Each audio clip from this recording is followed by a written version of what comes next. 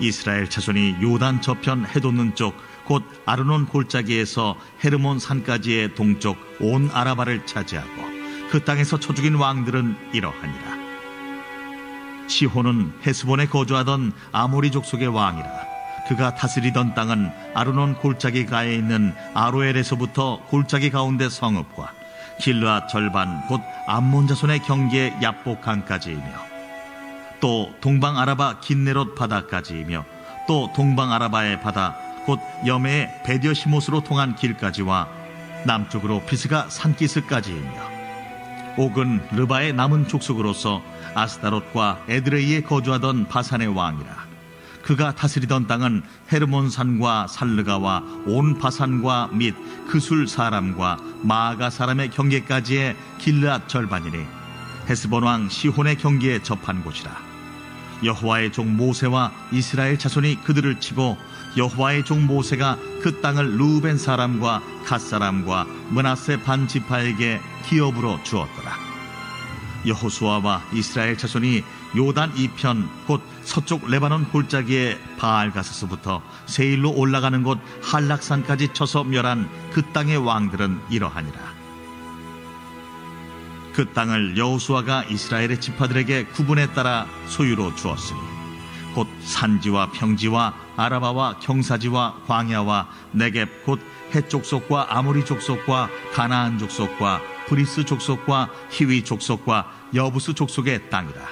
하나는 여리고 왕이요 하나는 베델 곁의 아이 왕이요 하나는 예루살렘 왕이요 하나는 헤브론 왕이요 하나는 야르뭇 왕이요 하나는 라기스 왕이요 하나는 에글론 왕이요 하나는 게셀 왕이요 하나는 드빌 왕이요 하나는 게델 왕이요 하나는 호르마 왕이요 하나는 아랏 왕이요 하나는 림나 왕이요 하나는 아둘람 왕이요 하나는 마게다 왕이요 하나는 베델 왕이요 하나는 답부아 왕이요 하나는 헤벨 왕이요 하나는 아벡 왕이요 하나는 라사론 왕이요 하나는 마돈 왕이요 하나는 하솔 왕이요 하나는 시므론 무론 왕이요 하나는 악삽 왕이요 하나는 다낙 왕이요 하나는 무깃도 왕이요 하나는 게데스 왕이요 하나는 갈멜의 용르암 왕이요 하나는 돌의 높은 곳의 돌 왕이요 하나는 길갈의 고임 왕이요 하나는 디르사 왕이라. 모두 31 왕이었더라.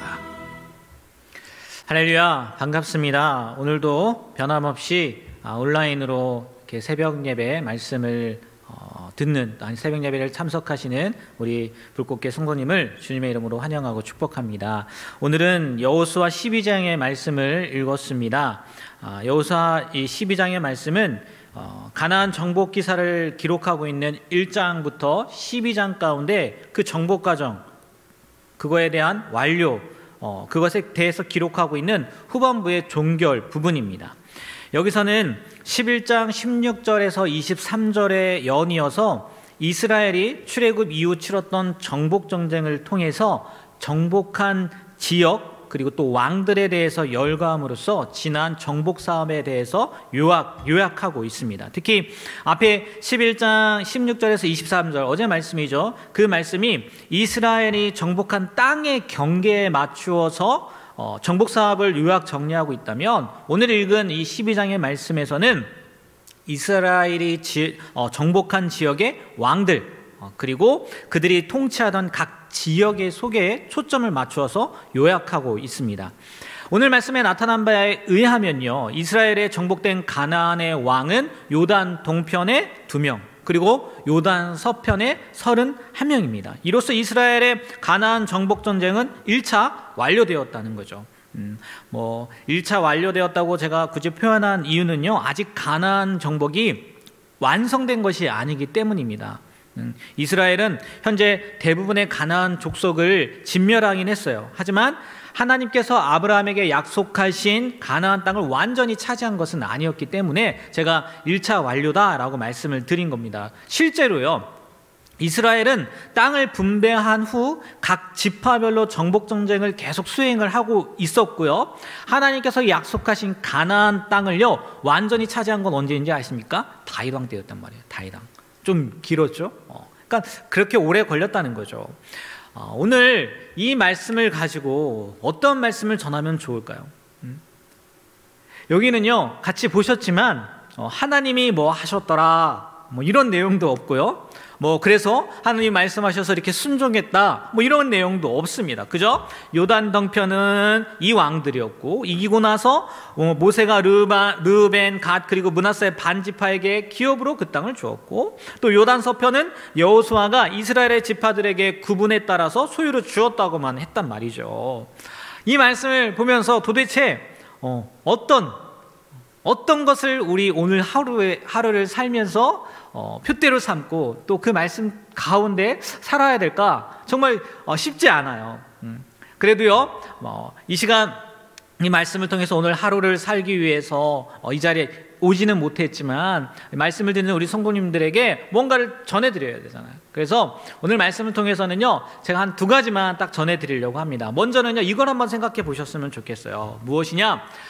이스라엘이 정복한 왕들의 숫자를 한번 생각해 보세요. 요단 동편에 2, 요단 서편에 31, 합이 33명의 왕이었어요. 물론 하나왕 이렇게 도장 깨기처럼 이렇게 막 찾아가서 그렇게 깨뜨린 건 아닙니다. 한편으로 뭐 자기들끼리 연합해서 와서 이스라엘이 무찌르고 막 그랬으니까요. 그런 건 아닌데, 자그마치 몇 명의 왕이었다고요? 33명의 왕이었어요. 물론 그 과정을 한번 생각해 보세요.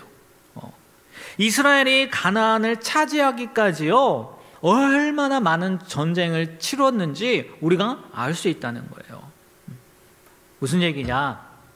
이스라엘은요, 가나안 땅을요, 이미 출애굽하기 전에 하나님께, 출애굽 때도 마찬가지죠, 하나님께 약속받았어요. 하지만 그 땅을요, 거저받습니까? 아니라는 거예요. 그들은 무려 7년에 걸친 가나안 전쟁을 통해서 가나안에 안착할 수 있었고요, 조금 전에도 말씀드린 것처럼 완벽하게 정복한 거는 어느 때에 와서요? 다윗 왕 때에 와서 완벽하게 정복했단 말이에요. 이스라엘이 가나안 땅에 정착하기까지에는요, 숱한 역경의 산을 넘어야만 했다는 거죠. 가만히 생각해 보세요. 우리의 신앙 여정도 그런 것 같지 않나요? 이미 하나님 나라를 약속받은 우리들입니다. 그렇지 않아요? 네. 하지만 그 나라를 차지하기까지에는요, 이 땅에서 이스라엘 백성들처럼 숱한 역경의 산을 건너야 된다는 거죠. 숱한 싸움을 해야 된다는 거예요.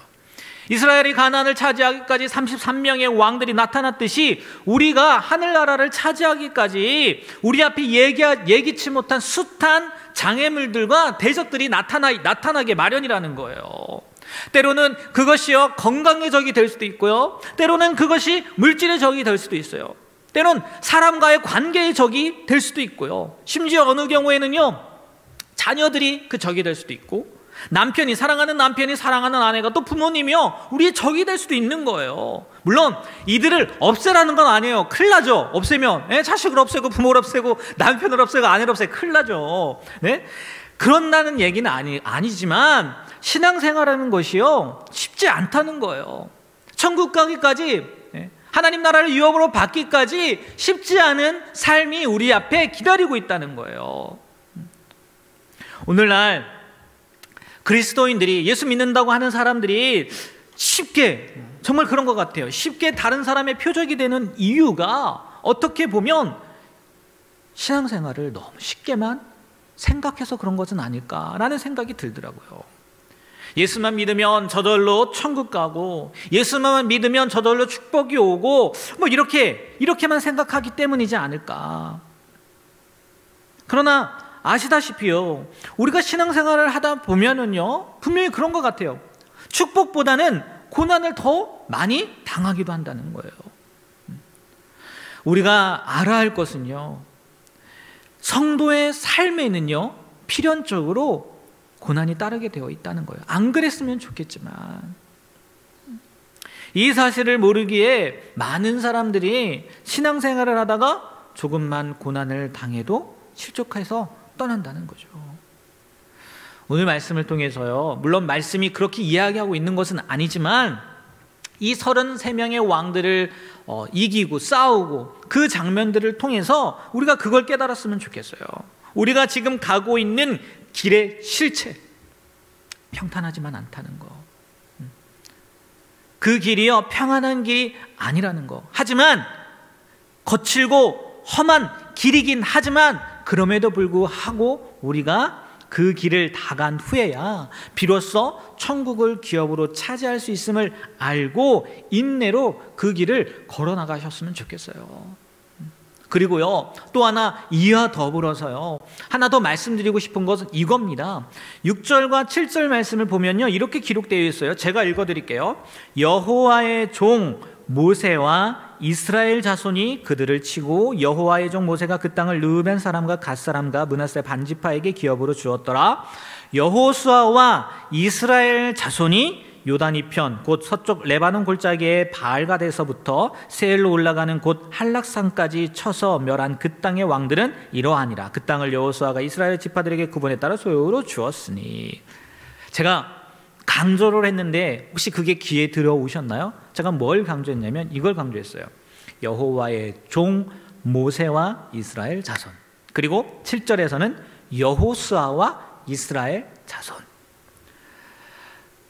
물론 모세와 여호수아가 하나님의 은혜로 쓰임받아서요 이스라엘의 지도자가 되긴 했지만 지도자로 세워졌지만 하나님이 말씀하신 가나안 정복은요 그 둘만 잘해서 승리하는 싸움이 아니었다는 거예요. 지난주에도 살펴봤듯이요 아간의 범죄로 인해서 이스라엘이 아이성 전투에서 패했잖아요. 만약에 여호수아 혼자 모세 혼자 싸우는 거였다면 그게 아무 상관이 없는 거겠죠. 아간에 무슨 상관이 있겠습니까? 아무리 모세와 여호수아가 뛰어난 지도자라 할지라도요 그와 함께하는 사람이 없으면 아무 소용이 없다는 거예요. 아니 함께라는 거예요. 함께. 혼자만의 싸움이 아니라는 거죠. 뭐 그런 얘기가 있더라고요. 리더는 능력이 뛰어난 사람이 아니라 사람을 잘 모으는 사람이다 라는 말도 있는데 어떻게 보면 뭐 모세도 여호수아도 뭐 그런 리더에 속할 수도 있겠죠. 정말 그런 것 같아요. 삼손 같은 뭐 특이한 경우도 있겠지만요 제 아무리 삼손이라도요 오늘처럼 요단 동편의 두 왕이나 여호수아가 정복했다고 하는 31명의 왕들 혼자서 이길 수 있었겠습니까? 결코 그럴 수 없었을 거라는 거예요. 하나님의 싸움은 분명 하나님께서 하시는 게 맞아요. 그렇죠, 맞아요. 그리고 하나님께서 도와주셔야 승리할 수 있는 것도 맞습니다. 그러나 중요한 것은 무엇인지 아십니까? 그 일도요 하나님이 사람을 통해서 하신다는 거예요. 혼자서 하면 재미가 없잖아요. 생각해 보세요. 그게 무슨 재미가 있겠어요? 네. 우리가 갓 돌이 지난 아이도 아니고 혼자서 하는 게 아무리 생각해도 재미가 없는 것 같아요. 그래서 하나님이 사람을 쓰시고 그 사람도 혼자가 아니라 같이 해야 되는 것 같아요. 뭐 제가 갓 돌 지난 아이도 아니고 라고 말씀을 드렸는데 정말 아이들을 키워보다 보면요 그런 걸 경험하게 됩니다. 물론 제 아이들이 다 커서 이제는요 같이 하는 것에 대해서 되게 즐거워하고 저희 둘째 같은 경우는 1학년인데요 정말 가끔가다 제가 게임 지옥에 빠지는 경우가 있어요. 무슨 얘기냐? 매일 같이 하자는 거예요. 아빠 이거 좀 같이 해요. 아빠 이거 좀 같이 해요. 이거 같이 해요. 같이 해요. 같이 해요. 같이 해요. 왜 그럴까요? 혼자 하면 재미가 없어요. 그러니까 아빠가 힘들건 엄마가 무슨 일을 하건 상관없어요. 자기는 이 게임을 해야 되거든요. 물론 하나님이 이렇게 같지는 않겠지만 제가 말씀드리고자 하는 것은 무엇이냐? 우리도 가만히 한번 생각해 보세요. 네. 혼자서 어떻게 신앙생활을 하겠냐는 거예요. 아니 혼자서 그 싸움을 어떻게 싸워 나가겠느냐는 거예요. 또 반대로요 아무리 좋은 것도요 자기 혼자밖에 없는데 그게 좋아요? 누구한테 자랑할 수도 없어요. 내보여줄 수도 없어요. 그게 무슨 소용이 있냐는 거예요. 제 짧은 생각으로는요 하나님도 마찬가지일 것 같아요. 혼자서 다 하실 수 있습니다. 그렇지 않습니까? 가나안 땅 정복하는 거요 하나님의 말 한마디로 끝낼 수도 있어요. 그런데 그게 무슨 재미가 있겠느냐는 거예요. 그래서 우리와 함께 하고 싶은 것이 아닐까요? 그래서 사람을 통해서 일하는 것 아닐까요? 그리고 우리도 마찬가지라는 거예요. 우리도 혼자서 하는 게 아니라는 거죠. 이 신앙의 여정 힘들고 어렵다고 말씀드렸지 않습니까? 혼자서 하면 더 어려울 수밖에 없어요. 아니 성공보다요 실패가 더 많을 수밖에 없다고요. 그러기에 하나님께서 이 신앙의 여정도 같이 하기 원하신다는 거죠. 그래서 우리 주변에 내 신앙의 동료들을 붙여주셨다는 거예요. 때로는 속회로 붙여주시고, 때로는 남성교회, 여성교회로 붙여주시고, 또 다른 공동체로 붙여주셨다는 거예요. 감사하게도요, 우리 속회 식구들뿐만이 아니라 남성교회뿐만이 아니라 제가 보니까요, 우리 성도님들에게는요, 이 옆에 동료들이 너무나 많더라고요. 특별히 우리 여자 성도님들, 자기가 왜 이렇게 많은지 모르겠어요. 자기가. 그 자기가요, 결국은 뭐라고요? 신앙의 동료라는 거예요. 여호수아와 그 백성들, 모세와 그 백성들이 함께 가나안 정복 전쟁을 해왔던 것처럼, 해 나갔던 것처럼요, 우리도요, 어려운 신앙의 여정, 힘들고 어렵습니다. 때론 건강의 문제로, 때론 물질의 문제로, 자녀의 문제로 쓰러질 때가 있어요. 하지만 나 혼자가 아니라 누굴 붙여주셨다고요? 옆에 신앙의 동료를 붙여주셨다는 거예요. 바라기는 우리 성도님들이요, 정말 어려운 때를 지나고 있지 않습니까? 그래서 넘어지려고 때로는 넘어진 분들도 있어요. 어떻게 일어날 수 있겠어요? 옆에서 일으켜 세워주시는 거예요. 함께 신앙의 동료가 되어주시는 거예요. 신앙의 여정을 같이 걸어가 주시는 거예요. 그러면 힘들지만 어렵지만 모세와 이스라엘 백성들이, 여호수아와 이스라엘 백성들이 하나님과 함께 그 가나안 땅을 정복했던 것처럼 우리의 신앙의 여정도, 그 신앙의 여정에 있는 그 어려움도요, 우리가 함께 이겨낼 수 있음을 믿습니다. 오늘 여호수아 12장을 통해서요, 이 두 가지를 깨달으셨으면 좋겠어요. 하나는 뭐라고요? 신앙의 여정이 평탄하지만 않다는 거예요. 어려운 일들이 있다는 거예요. 그리고 두 번째는 뭐예요? 그 어려운 일 혼자서도 이겨낼 수 있겠지만, 간혹 그럴 수 있겠죠. 혼자보단 누가요? 신앙의 동료들, 같이 붙여주신 우리 신앙의 동료들과 함께 그 어려움을 이겨내시는 우리 불꽃교회 성도님이 되시길 주님의 이름으로 부탁드립니다. 기도하겠습니다. 하나님, 오늘도 말씀을 통해서 우리가 오늘 하루 어떻게 살아야 되는지 깨닫게 하시고, 또 그렇게 생각하며 나아가게 하신 것 너무나 감사드립니다. 정말 우리 신앙의 여정이 결코 만만치만 않다는 것 다시 한번 기억하게 하시고, 그 여정을 나 혼자가 아니라 주변에 붙여주신, 또 함께하게 하신 신앙의 동료들과 함께 이겨나가게 하시고, 바라기는 주변에 넘어져 있는, 또 넘어져가는 우리 신앙의 동료들이 있다면 옆에 가서 같이 일으켜 줄 수 있는, 그리하여 같이 승리함에 나아갈 수 있는 우리 모든 불꽃교회 성도님이 될 수 있도록 주님께서 붙잡아 주시고 역사해 주시옵소서. 예수님의 이름으로 기도합니다. 아멘. 하늘에 계신 우리 아버지여, 이름이 거룩히 여김을 받으시오며 나라의 임하옵시며 뜻이 하늘에서 이룬 것 같이 땅에서도 이루어지이다. 오늘날 우리에게 일용할 양식을 주옵시고, 우리가 우리에게 죄 지은 자를 사하여 준 것 같이 우리 죄를 사하여 주옵시고, 우리를 시험에 들게 하지 마옵시고 다만 악에서 구하옵소서. 대개 나라와 권세와 영광이 아버지께 영원히 있사옵나이다.